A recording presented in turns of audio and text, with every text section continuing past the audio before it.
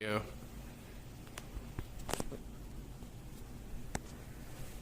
Go. Seduced, manipulated, beaten into submission. This was the beginning of a treacherous life as a human trafficking victim. Her name was Mary. She's a lifelong friend.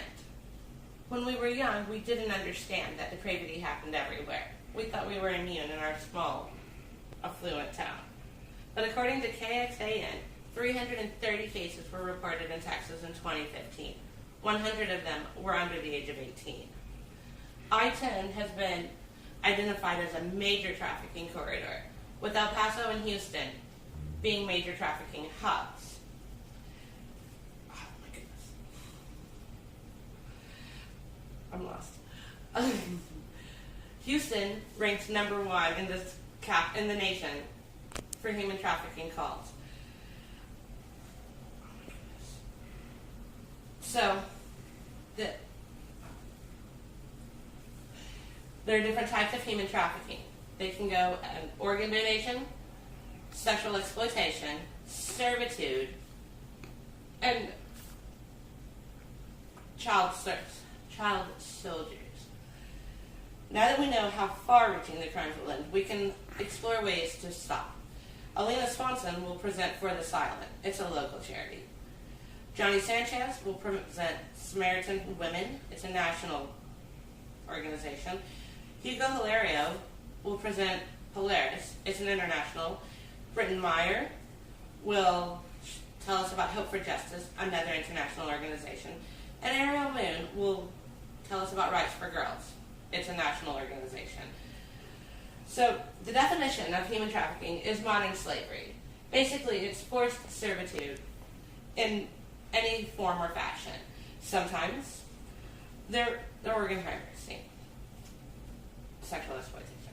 There are signs that we can look for.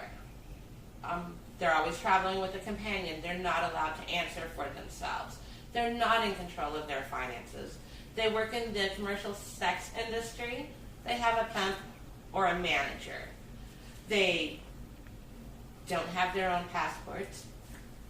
Oh, but it's for Texas. These are our major hubs. According to the Human Trafficking Foundation, 20.9 million people are victims of human trafficking. They work in restaurants, fisheries, brothels, homes, farms. The problem is widespread, but it's here close to home as well.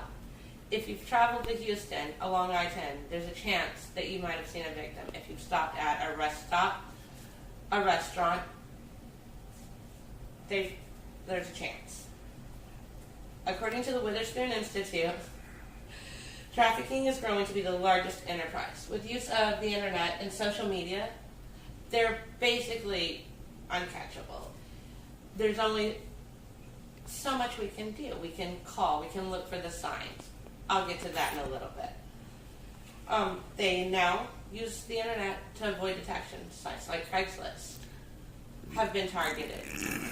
Now that we know the definition, the far-reaching impact, we'll let Alina Swanson explain For the Silent. Now that we've heard about the multiple charities, For the Silent, Samaritan Women, Polaris, Hope for Silent, and Rights for Girls, I want to reiterate one more time of the signs we should look for. They're a chronic runaway. They're not in control of their own finances. They're not allowed to come and go as they please. They always have someone else answering for them. They're anxious, fearful, teary-eyed. They show signs of abuse.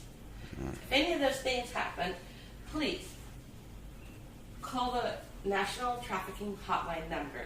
It's the same for everyone, basically. Now that we've heard about the definition, we've listened and explored what different charities are doing, I want to finish up with our story about Mary. Although Mary started her adulthood at a very early age with tragic circumstances, she managed to escape her captor, overcome her addiction, And now she reaches out to others. Let's be like Mary and offer a hand wherever we can. Look for the signs, call the number. If we all help, we can end human trafficking. And cut.